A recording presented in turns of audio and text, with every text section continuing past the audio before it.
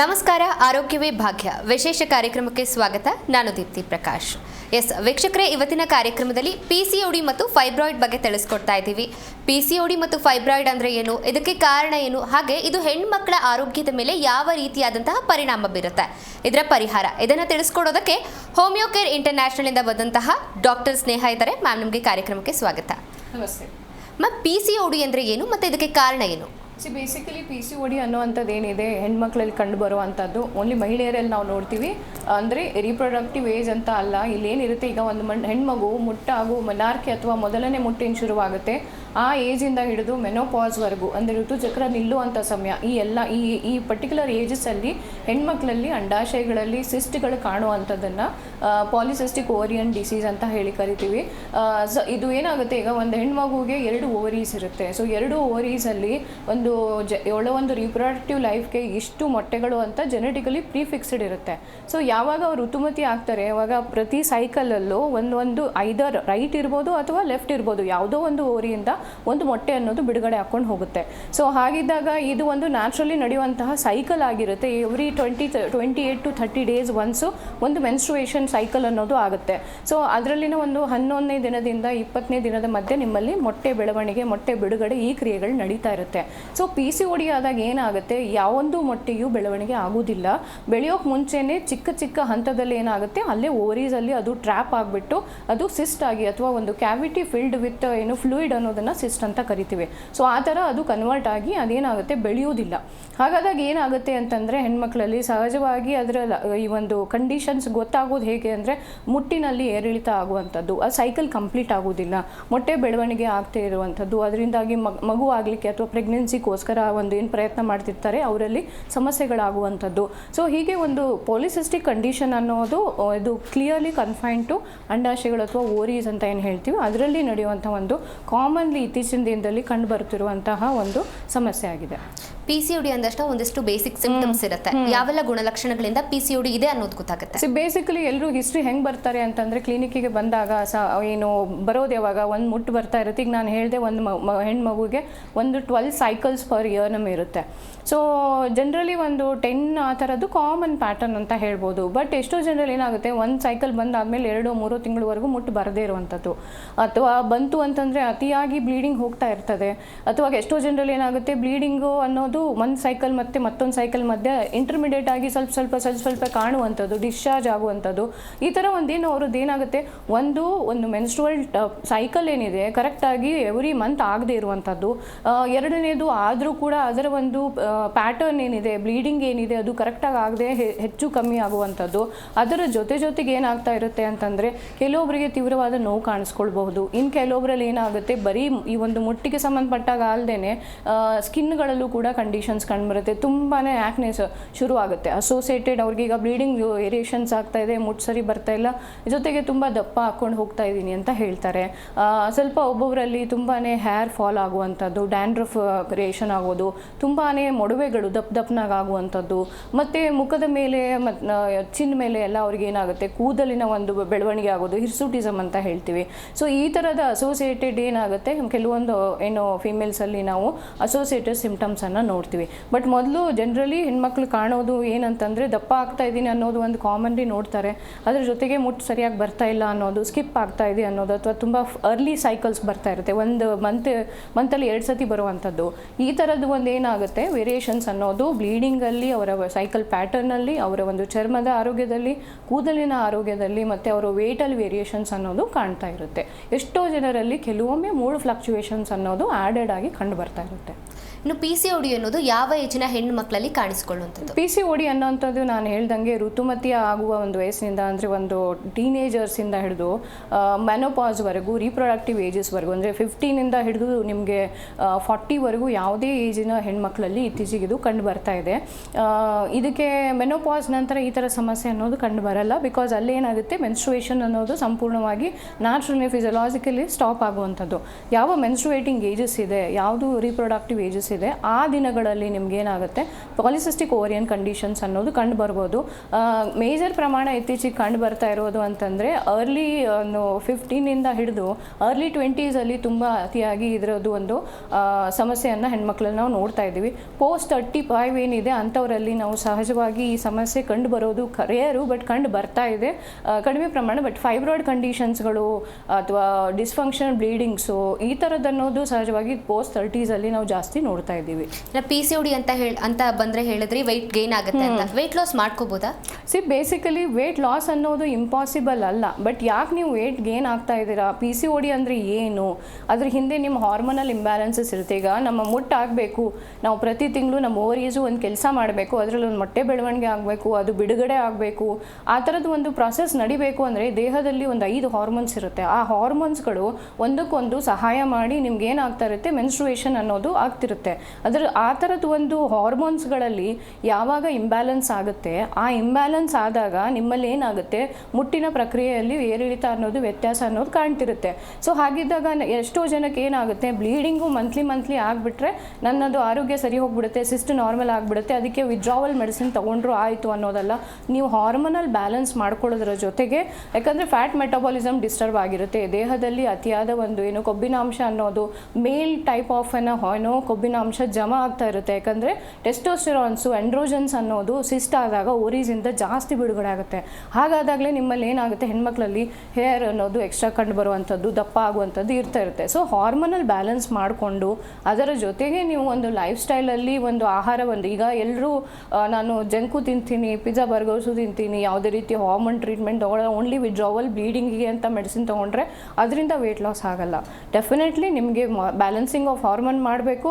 ಅದರ ಜೊತೆಗೆ ನೀವು ಆಹಾರದಲ್ಲಿ ಎಲ್ಲ ರೀತಿಯಾದಂಥದ್ದು ಯಾವುದು ತಗೋಬಾರ್ದು. ಬೇಸಿಕಲಿ PCOD ಆದಾಗ ಏನಾಗುತ್ತೆ, ಇನ್ಸುಲಿನ್ ರೆಸಿಸ್ಟೆನ್ಸ್ ಡೆವಲಪ್ ಆಗುತ್ತೆ. ಸೊ ಅಂಥ ದಿನಗಳಲ್ಲಿ ಏನಾಗಬೇಕು, ನೀವು ಆಹಾರವನ್ನು ಅದೇ ಥರನಾಗಿ ಯಾವುದು ಸಾತ್ವಿಕ ಆಹಾರ ಏನು ಹೇಳ್ತೀವಿ, ಸೊಪ್ಪು ತರಕಾರಿಗಳು, ನಾರ್ಮಲಿ ನಿಮ್ಮ ಸ್ಟೇಪಲ್ ಫುಡ್ ಏನಿರುತ್ತೆ ಆ ಥರದ್ದನ್ನು ಆದಷ್ಟು ಯೂಸ್ ಮಾಡಬೇಕು. ಎಲ್ಲರೂ ಏನು ಮಾಡ್ತಾರೆ, ಫ್ಯಾನ್ಸಿ ಡಯಟ್ಸ್ಗೆ ಹೋಗುವಂಥದ್ದು, ಪ್ಯಾಕ್ಡ್ ಫುಡ್ ಆಗ್ಬೋದು, ಅಥವಾ ಈ ಒಂದು ಪಿಜ್ಜಾ ಬರ್ಗರ್ಸ್ ಆಗ್ಬೋದು, ಜಂಕ್ಸ್ ಆಗ್ಬೋದು, ಇಂಥದನ್ನು ಮತ್ತು ಪ್ಯಾಕೇಜ್ ಬೆವರೇಜಸ್ ಆಗ್ಬೋದು, ಸಾಫ್ಟ್ ಡ್ರಿಂಕ್ಸು, ಇವೆಲ್ಲ ಸಜೆಸ್ಟೇಬಲ್ ಇರೋದಿಲ್ಲ. ಸೊ ಶುಗರ್ ಲೋಡ್ ಅನ್ನೋದನ್ನು ಕೂಡ ನೀವು ಕಮ್ಮಿ ಮಾಡಬೇಕು. ಜೊತೆಗೆ ನಿಮ್ಮ ಲೈಫ್ ಸ್ಟೈಲಲ್ಲಿ ಮೇನ್ ಇನ್ಕ್ಲೂಡ್ ಆಗುವಂಥದ್ದು ನಿಮ್ಮ ನಿದ್ದೆ. ಆ ನಿದ್ರೆ ಒಂದು ಪ್ಯಾಟರ್ನ್ ಏನಿದೆ, ನೀವು ಚಿಕ್ಕ ವಯಸ್ಸಿಂದ ಏನು ಮೇಂಟೈನ್ ಮಾಡಿರ್ತೀರ ಅದೇ ಥರದ ಮೇಂಟೈನ್ ಮಾಡಬೇಕು. ಹಾಗಾದಾಗ ಏನಾಗುತ್ತೆ ಅಂತಂದರೆ ಹಾರ್ಮೋನ್ ಬ್ಯಾಲೆನ್ಸ್ ಮಾಡಲಿಕ್ಕೆ ಹೋಮಿಯೋಪತಿ ಔಷಧಿಗಳು ತುಂಬ ಸಹಾಯ ಮಾಡುತ್ತೆ. ಅದರ ಜೊತೆಗೆ ನೀವು ಏನು ಮಾಡಬೇಕಾಗುತ್ತೆ, ಇಷ್ಟು ಒಂದು 5% ಎಫರ್ಟ್ ಹಾಕಿದಾಗ ಡೆಫಿನೆಟ್ಲಿ ವೇಟನ್ನು ಒಂದು ಸ್ಟೆಬಿಲಿಟಿಗೆ ತರಲಿಕ್ಕೆ ಅವಕಾಶ ಇರುತ್ತೆ. PCODಗೆ ಹೆರಿಡಿಟಿ ಕಾರಣ ಆಗುತ್ತಾ? ಕಾರಣ ಆಗೋದಾದರೆ ಯಾವ ರೀತಿ ಕಾರಣ? ಡೆಫಿನೆಟ್ಲಿ ಕಾರಣ ಆಗುತ್ತೆ. ಬಿಕಾಸ್ ಏನಾಗುತ್ತೆ, ಈಗ ನೀವು ಕೆಲವೊಂದು ಶುಗರು, BP ಇವೆಲ್ಲನೂ ಕಂಡೀಷನ್ಸ್ಗಳು ಹೆಣ್ಮಕ್ಳಲ್ಲಾಗಲಿ ಗಂಡು ಮಕ್ಕಳಲ್ಲಾಗಲಿ ಯಾರಾಗಲಾದರೂ ಪೇರೆಂಟ್ಸಿಂದ ಅದು ಬಳುವಳಿಯಾಗಿ ಬರಲಿಕ್ಕೆ ಅವಕಾಶ ಇದ್ದಿರುತ್ತೆ. ಬಿಕಾಸ್ ಜೆನೆಟಿಕ್ ಪಾಸಿಂಗ್ ಆನ್ ಇರುತ್ತೆ. ಈಕ್ವಲಿ ಈಗ PCOD ಅನ್ನೋದು ಕೂಡ ಹೆರಿಡೇಟ್ರಿ ಆಗಿ, ಯಾಕಂದರೆ ಒಂದು ಮನೆಯಲ್ಲಿ ಈಗ ಒಂದು ಸಿಬ್ಲಿಂಗಿಗಿದೆ ಅಥವಾ ಮದರ್ಗಿದೆ ಅಂದಾಗ ಮತ್ತು ಏನಾಗುತ್ತೆ, ಇವೆಂಚುವಲಿ ಅದೇ ಒಂದು ರೀತಿಯಾದಂಥ ಪಾಸಿಬಿಲಿಟೀಸು ನೆಕ್ಸ್ಟ್ ಆಫ್ಸ್ಪ್ರಿಂಗ್ ಅಥವಾ ಸಿಬ್ಲಿಂಗಿಗೆ ಇರೋ ಚಾನ್ಸಸ್ ಇದ್ದೇ ಇರುತ್ತೆ. ಯಾವ ರೀತಿ ಅಂದರೆ it's because she carries a dominant jeans. ಹಾಗಿದ್ದಾಗ ಡೆಫಿನೆಟ್ಲಿ ಅದೇನು possibility, hereditary possibilities are definitely ಇದೆ. ಬಟ್ ಇತ್ತೀಚಿನ ದಿನದಲ್ಲಿ ಏನಾಗ್ತಾ ಇದೆ, ಯಾವರಲ್ಲಿ ಹೆರಿಡೇಟ್ರಿ ಇಲ್ಲ ಅವರಲ್ಲೂ ಕೂಡ ಅಷ್ಟೇ ಪ್ರಮಾಣದಲ್ಲಿ ಈ ಸಮಸ್ಯೆ ಅನ್ನೋದು ಕಾಮನ್ಲಿ ಕಂಡು ಬರ್ತಾ ಇದೆ. ಬಿಕಾಸ್ ಲೈಫ್ ಸ್ಟೈಲ್ ಅಥವಾ ಜೀವನ ಶೈಲಿ ಏನಿದೆ ಅದರಲ್ಲಿ ತುಂಬ ರೀತಿಯಾದಂಥ ಎರರ್ಸ್ ಇದೆ, ಸ್ಟ್ರೆಸ್ ಫ್ಯಾಕ್ಟರ್ಸ್ ಜಾಸ್ತಿ ಇದೆ, ನಿದ್ರೆಯ ವೇರಿಯೇಷನ್ಸ್ ಇದೆ. ಆ ಥರ ಇದ್ದಾಗ ಯಾವುದೇ ರೀತಿ ಆ್ಯಕ್ಟಿವಿಟೀಸ್ ಇಲ್ಲ, ಸೆಡೆಂಟ್ರಿ ಲೈಫ್ ಸ್ಟೈಲ್ ಜಾಸ್ತಿ ಇದೆ. ಇಂಥ ಸಂದರ್ಭದಲ್ಲಿ ಏನಾಗುತ್ತೆ, ಹಾರ್ಮೋನಲ್ ಇಂಬ್ಯಾಲೆನ್ಸ್ ಆಗಲಿಕ್ಕೆ ಜಾಸ್ತಿ ಅವಕಾಶಗಳಿದೆ. ಅದರ ಜೊತೆಗೆ ಥೈರಾಯ್ಡ್ ಸಮಸ್ಯೆಗಳು ತುಂಬ ಕಾಮನ್ ಆಗಿ ಕಂಡು ಬರ್ತಿದ್ದಾಗ ಥೈರಾಯ್ಡ್ನ ಡಿಸ್ಫಂಕ್ಷನಾಲಿಟಿ ಕೂಡ ಏನಾಗುತ್ತೆ, ಮೆನ್ಸ್ಟ್ರುವಲ್ ಹಾರ್ಮೋನ್ಸ್ಗಳ ಕೆಲಸದಲ್ಲಿ ತೊಂದರೆ ಆಗೋದಕ್ಕೆ ಅವಕಾಶ ಆಗುತ್ತೆ. ಅದರಿಂದನೂ ಕೂಡ ನಿಮಗೆ PCOD ಅನ್ನುವಂಥ ಸಮಸ್ಯೆ ಕಾಮನ್ಲಿ ಕಂಡು ಬರ್ತಾ ಇದೆ. ಲೈಫ್ ಸ್ಟೈಲ್ ಕೂಡ ಪ್ರಮುಖ ಕಾರಣ ಅಂತ ಹೇಳಿದ್ರಿ PCOD. ಏನೆಲ್ಲ ಲೈಫ್ ಸ್ಟೈಲಲ್ಲಿ ಚೇಂಜಸ್ ಮಾಡ್ಕೊಂಡ್ರೆ ಈ PCODನ ನಾವು ತಡೆಗಟ್ಟಬಹುದು? ಬೇಸಿಕಲಿ ಹೆಂಗಿರುತ್ತೆ, ಈಗ ಫಿಸಿಕ್ಕು ಕೂಡ ತನ್ನದೇ ಆದಂಥ ಒಂದು ಕಾಂಟ್ರಿಬ್ಯೂಷನ್ ಅನ್ನೋದನ್ನು ಮೈಂಡಿಂದ ತಗೊಳ್ತಿರುತ್ತೆ. ಈಗ ನೀವು ಮೈಂಡಿಂದ 100% ಸ್ಟ್ರೆಸ್ಸಲ್ಲಿದ್ದೀರಾ, ಫಿಸಿಕ್ ಮಾತ್ರ ನೀವು ಆ್ಯಕ್ಟಿವಿಟಿ ಮಾಡ್ತೀರಾ, ವ್ಯಾಯಾಮ ಮಾಡ್ತೀರಾ, ಟೈಮ್ಗೆ ಊಟ ತಿಂಡಿ ಎಲ್ಲ ಫಾಲೋ ಮಾಡ್ತೀರಾ. ಬಟ್ ನಿಮ್ಮ ಮೈಂಡ್ ಮಾತ್ರ ಯಾವುದೋ ಒಂದು ರೀತಿಯಾದಂಥ ಸಸ್ಟೇನ್ ನೆಗೆಟಿವ್ ಎಮೋಷನ್ಸ್ ಜೊತೆ ಡೀಲ್ ಮಾಡ್ತದೆ. ನಿದ್ದೆ ಚೆನ್ನಾಗಿ ಮಾಡ್ತಿಲ್ಲ, ನೀವು 12+ hours ನಿಮ್ಮದು ಬ್ರೈನ್ ಫ್ಯಾಗ್ ಆಗ್ತಾ ಇದೆ, ನೀವು ಓವರ್ ವರ್ಕ್ ಮಾಡ್ತಾ ಇದ್ದೀರಾ, ಕೂತ್ಕೊಂಡೇ ಇರ್ತಾ ಇದ್ದೀರಾ, ಯಾವುದೇ ರೀತಿಯಾದಂಥ ಫಿಸಿಕಲ್ ಆ್ಯಕ್ಟಿವಿಟಿ ಆಗ್ತಾ ಇಲ್ಲ, ಅಂಥ ಸಂದರ್ಭದಲ್ಲಿ ಇವೆಂಚುವಲಿ ಏನಾಗುತ್ತೆ ಅಂದರೆ ಹಾರ್ಮೋನಲ್ ಇಂಬ್ಯಾಲೆನ್ಸ್ ಆಗಲಿಕ್ಕೆ ಕಾರಣ ಆಗುತ್ತೆ. ಬಿಕಾಸ್ ಬಾಡಿ ಮೆಟಬಾಲಿಸಮ್ ಏನಿದೆ ಓವರಾಲ್ ಆರೋಗ್ಯನ ಬ್ಯಾಲೆನ್ಸ್ ಮಾಡಲಿಕ್ಕೆ ಹೆಲ್ಪ್ ಆಗ್ತಿರುತ್ತೆ. ಯಾವಾಗ ಈ ಒಂದು ನಿದ್ರೆ ಪ್ಯಾಟರ್ನ್ ಸರಿ ಇಲ್ಲ, ನೀವು ರಾತ್ರಿ ಮಲಗದೆ ನೀವು ನೈಟ್ ಶಿಫ್ಟ್ಸ್ಗಳು ಜಾಸ್ತಿ ಮಾಡಿದಾಗ, ಡೇ ಎಲ್ಲ ನೀವು ಆ್ಯಕ್ಟಿವ್ ಇಲ್ಲದೆ ಮಲ್ಕೊಂಡಾಗ ಏನಾಗುತ್ತೆ, ಡೆಫಿನೆಟ್ಲಿ ನಿಮ್ಮ ಬಾಡಿಯಲ್ಲಿ ಎಂದು ಕೆಲವೊಂದು ಚೇಂಜಸ್, ಫಿಸಿಯಲಾಜಿಕಲ್ ಕ್ಲಾಕ್ ಅನ್ನೋದು ವೇರಿಯೇಷನ್ ಆಗುತ್ತೆ, ಸರ್ಕ್ಯಾಡಿಯನ್ ರಿದಮ್ ವೇರಿಯೇಷನ್ ಆಗುತ್ತೆ. ಹಾಗಾದಾಗ ಒಂದು ಹಾರ್ಮೋನಲ್ ಏನು ಪ್ಯಾನಲ್ ಇರುತ್ತೆ ಅವುಗಳ ಮೇಲೆ ಎಕ್ಸ್ಟ್ರಾ ಪ್ರೆಷರ್ ಬಂದೇ ಬರುತ್ತೆ. ಇವೆಂಚುವಲಿ ಫಸ್ಟ್ ಹ್ಯಾಂಡ್ ಇಫೆಕ್ಟ್ ಆಗ್ತಾ ಇರೋದು ಇತ್ತೀಚಿನ ದಿನದಲ್ಲಿ ಥೈರಾಯ್ಡು. ಸೊ ಥೈರಾಯ್ಡ್ ಹಾರ್ಮೋನ್ಸ್ಗಳ ವೇರಿಯೇಷನ್ಸ್ ಏನು ಮಾಡುತ್ತೆ, ನಿಮ್ಮ ಎಲ್ಲ ಮೆಟಬಾಲಿಸಮನ್ನು ಡಿಸ್ಟರ್ಬ್ ಮಾಡುತ್ತೆ. ಹಾಗಾದಾಗ ಹಾರ್ಮೋನಲ್ ಪ್ಯಾನಲ್ ಥೈರಾಯ್ಡಲ್ಲೂ ಕೂಡ ಮೇನ್ ಲಕ್ಷಣಗಳಲ್ಲಿ ಒಂದು ಲಕ್ಷಣ ಅನ್ನೋದು ಮುಟ್ಟಿನ ಸಮಸ್ಯೆ, ಅದ್ರ ಜೊತೆಗೆ PCOD ಅನ್ನೋದು ಸೆಕೆಂಡರಿ ಇನ್ವಾಲ್ವ್ಮೆಂಟ್ ಆಗಿ ಕಂಡು ಬರ್ತಾ ಇದೆ. ಸೊ ನಿದ್ರೆ ಪ್ಯಾಟರ್ನ್ ಸರಿ ಇರಬೇಕು, ಆಹಾರದಲ್ಲಿ ಮೆಥಡಲ್ಲಿ ತಿಂತಾ ಇರಬೇಕು, ಓವರ್ ಬಿಯಾಂಡ್ ಲೇಟ್ ನೈಟ್ಸ್ ತಿನ್ನುವಂಥದ್ದು, one meal to other meal over gap ಕೊಡುವಂಥದ್ದು, ಒಮ್ಮೆ ತಿಂದರೆ ಮತ್ತೆ ಒಂದು 8-9 ಅವರ್ಸ್ ತಿಂದೇ ಇರುವಂಥವ್ರು ಇರ್ತಾರೆ. ಓವರ್ ಹಂಗರ್ ಮೇಂಟೈನ್ ಮಾಡೋದಾಗಲಿ ಅಥವಾ ಸ್ಟಾರ್ವ್ ಆಗೋದಾಗಲಿ, ಎಕ್ಸ್ಟ್ರೀಮ್ ಲೋಡೆಡ್ ಇಂಟೇಕ್ ಆಗಲಿ, ಎರಡೂ ಕೂಡ ಮೆಟಬಾಲಿಸಮ್ಗೆ ಒಳ್ಳೆಯದಲ್ಲ. ಸೊ ಈ ಥರ ಒಂದು ಆಹಾರ ಪದ್ಧತಿ, ನಿದ್ರೆ, ಒಂದು ಇದು ಆ್ಯಕ್ಟಿವಿಟಿ, ಫಿಸಿಕಲಿ ಒಂದು ಮಿನಿಮಲ್ ಮೂವ್ಮೆಂಟ್ ಅಥವಾ ಆ್ಯಕ್ಟಿವಿಟಿ ಇಲ್ಲದೆ ಇದ್ದಾಗ, ಮತ್ತು ಮೈಂಡ್ ರಿಲ್ಯಾಕ್ಸೇಷನ್ ಅನ್ನೋದು ಇಲ್ಲದೆ ಇದ್ದಾಗ ಡೆಫಿನೆಟ್ಲಿ ಏನಾಗ್ತಾ ಇದೆ, ಹಾರ್ಮೋನಲ್ ಸ್ಟ್ರೆಸ್ ಅನ್ನೋದು ಡೆವಲಪ್ ಆಗಿ ನಿಮ್ಮಲ್ಲಿ ನ್ಯಾಚುರಲಿ ಏನಾಗುತ್ತೆ, ಆಗ್ಬೋದಾದಂಥ ಕ್ರಿಯೆಗಳಾದಂಥ ಮುಟ್ಟಾಗ್ಬೋದು, ನಿಮ್ಮ ಒಂದು ಓವರಾಲ್ ಎನರ್ಜಿ ಲೆವೆಲ್ಸ್ ಆಗ್ಬೋದು, ನಿದ್ರೆ ಒಂದು ಪ್ಯಾಟರ್ನ್ ಆಗ್ಬೋದು, ಇವೆಲ್ಲನೂ ಡಿಸ್ಟರ್ಬ್ ಹಾಕ್ಕೊಂಡು ಹೋಗ್ತಾ ಇರೋದ್ರಿಂದ ಕನ್ಸಿಸ್ಟೆಂಟ್ಲಿ ಪ್ರತಿ ಮನೆಯಲ್ಲೂ ಇತ್ತೀಚಿನ ದಿನದಲ್ಲಿ ನಾವು ಒಂದಿಲ್ಲ ಒಂದು ಪರ್ಸನಲ್ಲಿ ಆ ಹಾರ್ಮೋನಲ್ ಡಿಸ್ಟರ್ಬೆನ್ಸಸ್ಸನ್ನು ನೋಡ್ತಾ ಇದ್ದೀವಿ. ಇನ್ನು ಸಂತಾನೋತ್ಪತ್ತಿಗೆ PCOD ಸಮಸ್ಯೆ ಆಗುತ್ತಾ? ಖಂಡಿತವಾಗ್ಲೂ ಆಗುತ್ತೆ. ಬಿಕಾಸ್ ನಿಮಗೀಗ PCOD ಆಗಿದೆ ಅಂತಂದರೆ ಫಸ್ಟ್ ಹಿಟ್ ಆಗೋದೇ ಮೊಟ್ಟೆ ಬೆಳವಣಿಗೆ. ಸೊ ಅಲ್ಲಿ ಮೊಟ್ಟೆ ಯಾವೊಂದು ಮೊಟ್ಟೆ ಬೆಳೆದೇನೆ ಏನು ಚಿಕ್ಕ ಹಂತದಲ್ಲೇ ಅದು ಸಿಸ್ಟ್ ಆಗಿ ಕನ್ವರ್ಟ್ ಆದಾಗ, ನಿಮ್ಮ ಮೊಟ್ಟೆ ನ್ಯಾಚುರಲಾಗಿ ಬರ್ತಿಲ್ಲ ಅಂದಾಗ ನ್ಯಾಚುರಲ್ ಪ್ರೆಗ್ನೆನ್ಸಿ ಆಗಲಿಕ್ಕೆ, ನ್ಯಾಚುರಲಿ ನೀವು ಕನ್ಸೀವ್ ಆಗಲಿಕ್ಕೆ ಅನುಕೂಲತೆಗಳು ಇರುವುದಿಲ್ಲ. ಹಾಗಿದ್ದಾಗ ಡಿಲೇಡ್ ಪ್ರೆಗ್ನೆನ್ಸಿ ಅನ್ನೋದು, ಇನ್ಫರ್ಟಿಲಿಟಿ ಅನ್ನೋದು ಕಾಮನ್ಲಿ ಕಂಡು ಬರ್ತಾ ಇದೆ. ಈಗ PCOD ಏನಂತ ಹೇಳಿದ್ರಿ, ಫೈಬ್ರಾಯ್ಡ್ ಅಂದ್ರೆ ಏನು, ಹಾಗೆ ಇದು ಹೇಗೆ ಕಾಣಿಸ್ಕೊಳ್ಳುತ್ತೆ ಅಂತ?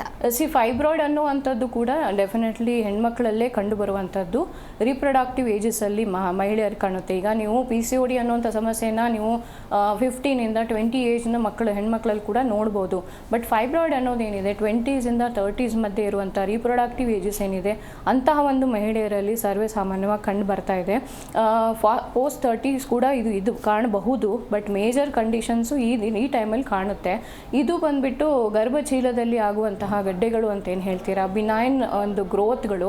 ಸೊ ಇವುಗಳಲ್ಲಿ ಏನಾಗುತ್ತೆ ಅಂತಂದರೆ, ಸಾಮಾನ್ಯ ನಿಮ್ಮ ಫೈಬ್ರಸ್ ಟಿಶ್ಯೂ ಏನಿರುತ್ತೆ ಯೂಟ್ರಸ್ದು, ಅದು ದಪ್ಪ ಆಗಿ ಗಂಟಾಗುವಂಥದ್ದು. ಇದ್ರ ಹಿಂದೆ ಮೇನ್ ಹಾರ್ಮೋನಲ್ಸ್ ಏನು ಓವರ್ ಪ್ರೊಡಕ್ಷನ್ ಆಫ್ ಈಸ್ಟ್ರೋಜನ್ ಅಂತ ಹೇಳ್ತೀವಿ, ಆ ಥರದ ಒಂದು ಪಾಸಿಬಿಲಿಟಿಯಿಂದಾಗಿ ಈ ಸಮಸ್ಯೆ ಕಂಡು ಬರ್ಬೋದು ಅನ್ನುವಂಥದ್ದು ಒಂದು ಥಿಯರಿ ಇದೆ. ಅದು ಬಿಟ್ಟರೆ ಜೆನೆಟಿಕ್, ನೀವು ಆಗಲೇ ಕೇಳಿದ್ರಿ ಹೆರಿಡೇಟ್ರಿ, PCODಯಲ್ಲಿ ಹೆಂಗೆ ನಿಮ್ಮ ಅನುವಂಶೀಯ ಕಾರಣಗಳಿದೆ, ಅದೇ ಥರ ಫೈಬ್ರಾಯ್ಡ್ ಅನ್ನೋದು ಕೂಡ ಅನುವಂಶೀಯವಾಗಿ ಒಂದು ಟೆಂಡೆನ್ಸಿ ಕೊಡುತ್ತೆ. ಅದರ ಜೊತೆಗೆ ಈ ಒಂದು ಲಕ್ಷಣಗಳು ಅಂತ ನೀವು ಫೈಬ್ರಾಯ್ಡ್ ಆದಾಗ ತಗೊಳ್ಳೋದಾದರೆ, ಸಾಮಾನ್ಯ ಫೈಬ್ರಾಯ್ಡ್ ಯಾವ ಜಾಗದಲ್ಲಿದೆ, ಯೂಟ್ರಸ್ನ ಯಾವ ಭಾಗದಲ್ಲಿದೆ, ಯಾಕಂದರೆ ಯೂಟ್ರಸ್ನ ಒಳಗೂ ಗಂಟಾಗ್ಬೋದು, ಒಂದು ಯೂಟ್ರಸ್ನ ವಾಲಲ್ಲಿ ಕಾಣ್ಬೋದು ಅಥವಾ ಹೊರಗಡೆ ಕಾಣ್ಬೋದು.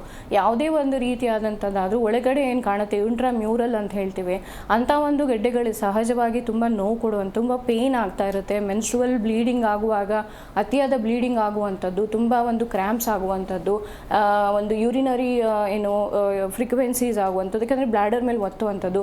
ತುಂಬ ಜನ ಹೆಣ್ಮಕ್ಳಲ್ಲಿ ಬಿಫೋರ್ ಪ್ರೆಗ್ನೆನ್ಸೀಸ್ ಅಥವಾ ಡ್ಯೂರಿಂಗ್ ಪ್ರೆಗ್ನೆನ್ಸೀಸ್ ಆದಾಗ ಕೆಲವೊಮ್ಮೆ ಕನ್ಸೆಪ್ಷನಿಗೆ ಡಿಸ್ಟರ್ಬ್ ಮಾಡುತ್ತೆ, ಅಥವಾ ಆಯಿತು ಪ್ರೆಗ್ನೆನ್ಸಿ ಅಂದರೂ ಕೂಡ ಅರ್ಲಿ ಮಿಸ್ಕ್ಯಾರೇಜಸ್ಗೆ ಕಾರಣ ಆಗ್ಬೋದು, ಅಥವಾ ಮಗುವಿನ ಒಂದು ಗ್ರೋತ್ಗೆ ಅಡಚಣೆ ಮಾಡುವಂಥದ್ದು. ಈ ಥರ ಆಗಿ ಫೈಬ್ರಾಯ್ಡ್ಗಳು ಏನು ಮಾಡುತ್ತೆ, ಹೆಣ್ಮಕ್ಳ ಫರ್ಟಿಲಿಟಿಗೆ ಕೂಡ ಸ್ವಲ್ಪ ಚಾಲೆಂಜನ್ನು ಲೀಡ್ ಮಾಡುತ್ತೆ. ಸೊ ಫೈಬ್ರಾಯ್ಡ್ಸ್ ಅನ್ನೋದು ಗಡ್ಡೆಗಳು ಡೆಫಿನೆಟ್ಲಿ ಅದು ಬರೀ ಗರ್ಭಚೀಲದಲ್ಲಿ ಕಂಡುಬರುತ್ತೆ, ಅದು ಓರೀಸ್ಗೆ ಸಂಬಂಧಪಡಲ್ಲ. ಇವೆರಡು ಒಂದಕ್ಕೊಂದು ಸಂಬಂಧನೂ ಅಲ್ಲ. ಬಟ್ ಇವೆರಡೂ ಕೂಡ ಹಾರ್ಮೋನಲ್ ಕಾರಣಗಳಿಂದ ಬರುವಂಥದ್ದು ಸಹಜ.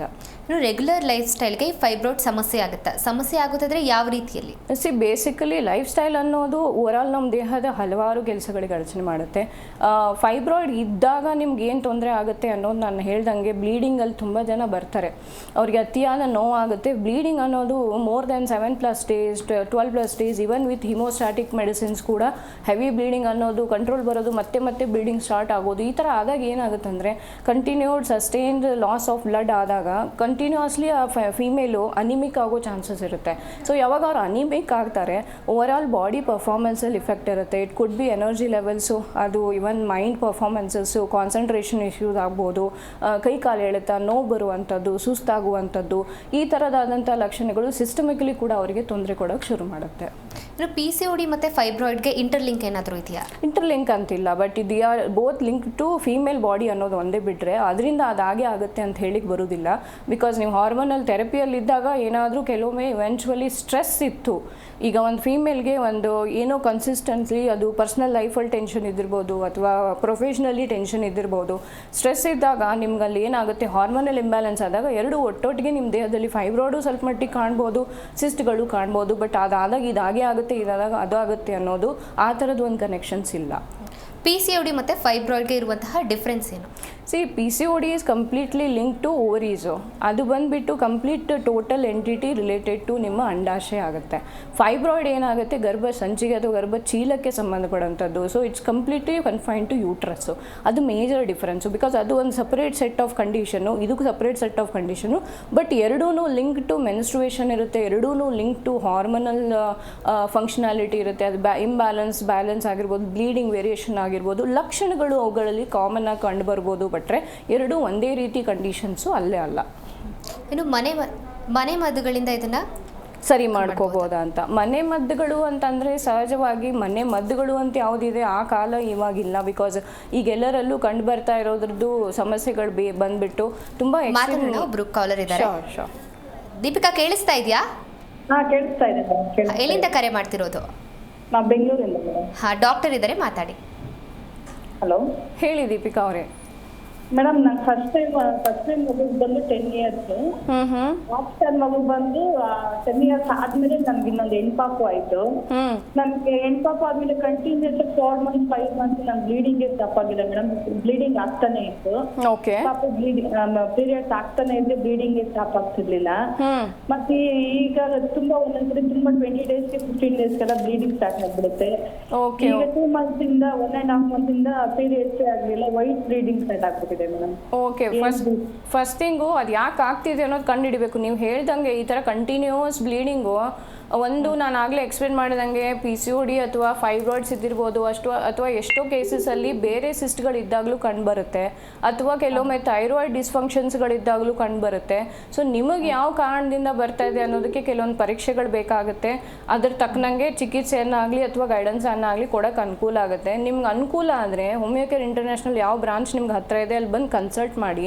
ಈ ಥರ ಆದಾಗ ಏನಾಗುತ್ತೆ, ಹಿಮೋಗ್ಲೋಬಿನ್ ಲೋ ಹಾಕೊಂಡು ಹೋದಾಗ ನೀವು ಹೇಳ್ದಂಗೆ ವೈಟ್ ಡಿಸ್ಚಾರ್ಜು, ಲ್ಯುಕೋರಿಯಾ ಅಥವಾ ಪೆಲ್ವಿಕ್ ಇನ್ಫೆಕ್ಷನ್ಸು ಕನ್ಸ್ಟಾಂಟ್ಲಿ ಈ ಥರ ಡಿಸ್ಟರ್ಬೆನ್ಸ್ ಆಗೋಕ್ಕೆ ಅವಕಾಶ ಕೊಡುತ್ತೆ. ಅದು ಮುಂದುವರಿದಂಗೆ ನೋಡ್ಕೋಬೇಕು ಅಂತಂದರೆ ಒಂದು ಸತಿ ಕನ್ಸಲ್ಟ್ ಮಾಡಿ. ಚಿಕಿತ್ಸೆನೂ ಇದೆ, ಇದರಿಂದ ಕಂಪ್ಲೀಟ್ಲಿ ನೀವು ಹೊರಗೆ ಬರೋಕ್ಕೂ ಅವಕಾಶ ಇದೆ. Thank you Deepika. ಇನ್ನು ಮನೆ ಮದ್ದುಗಳಿಂದ ಇದನ್ನು ಕಂಟ್ರೋಲ್ ಮಾಡ್ಬೋದಾ ಅಂತ ನಾನು ಕೇಳಿದೆ, ಇದಕ್ಕೆ ನೀವು ಹೇಳ್ತಿದ್ರೆ ಮುಂದುವರಿಸಿ. ಓಕೆ, ಬೇಸಿಕಲಿ ಮನೆ ಮದ್ದುಗಳು ಅಂತ ಅನ್ನೋದಕ್ಕಿಂತನೂ ಲೈಫ್ ಸ್ಟೈಲಿಂದ ನೀವು ಸ್ವಲ್ಪ ಸಪೋರ್ಟ್ ಮಾಡ್ಬೋದು. ಎಂಡ್ ಆಫ್ ದ ಡೇ ಅದನ್ನು ಕ್ಯೂರ್ ಮಾಡಬೇಕು ಅಂತಂದರೆ ಚಿಕಿತ್ಸೆ ಅನ್ನೋದು ಬೇಕೇ ಬೇಕು. ತುಂಬ ಜನ ಆ ಥರ ಮಾಡಿರ್ತಾರೆ.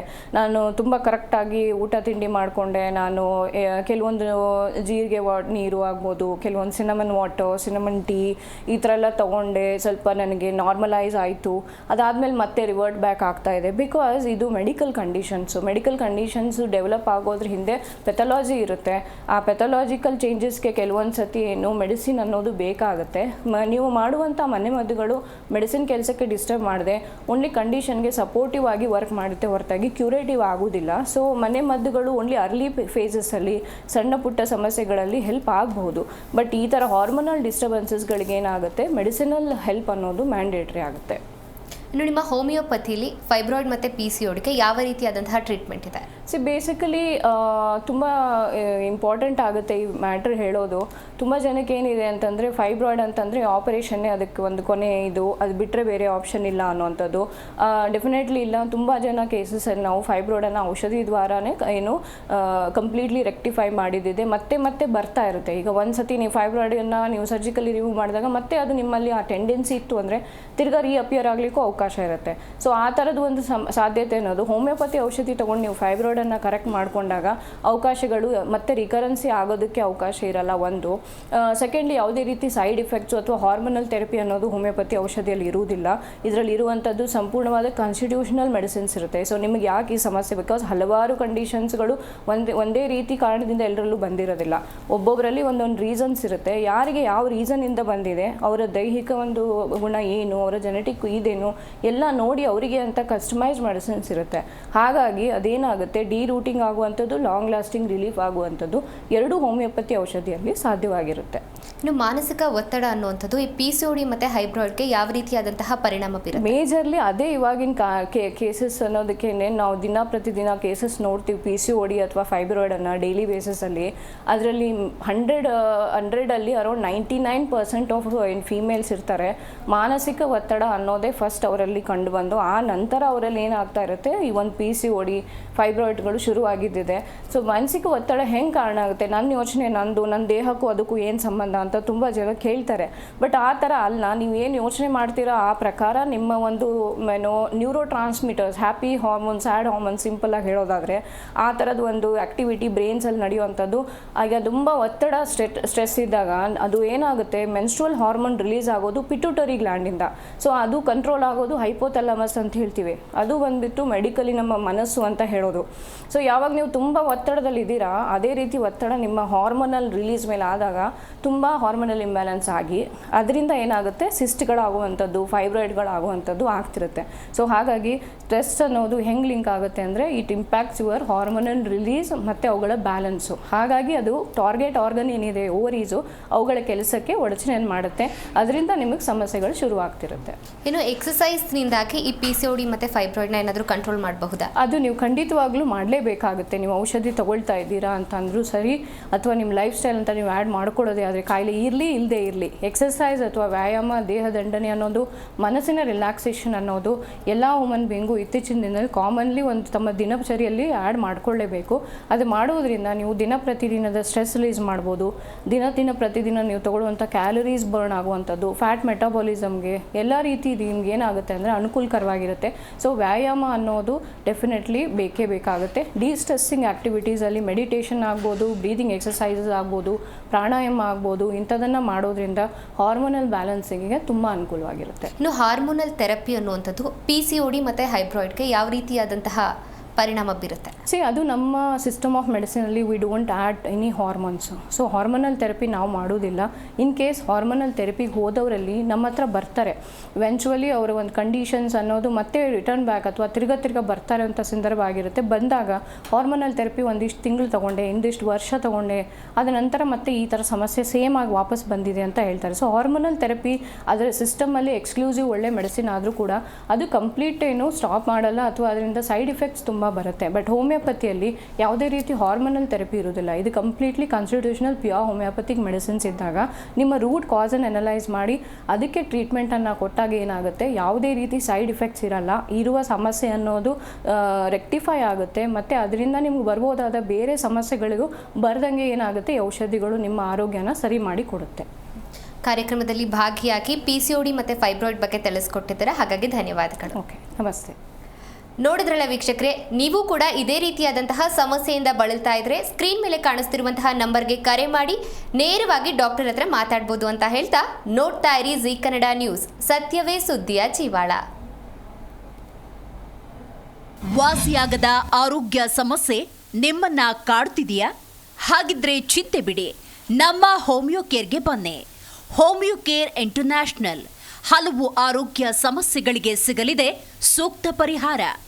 ನೇರ ಭೇಟಿಗೆ ಸಂಪರ್ಕಿಸಿ 9550 00 1133 1800 1081 212.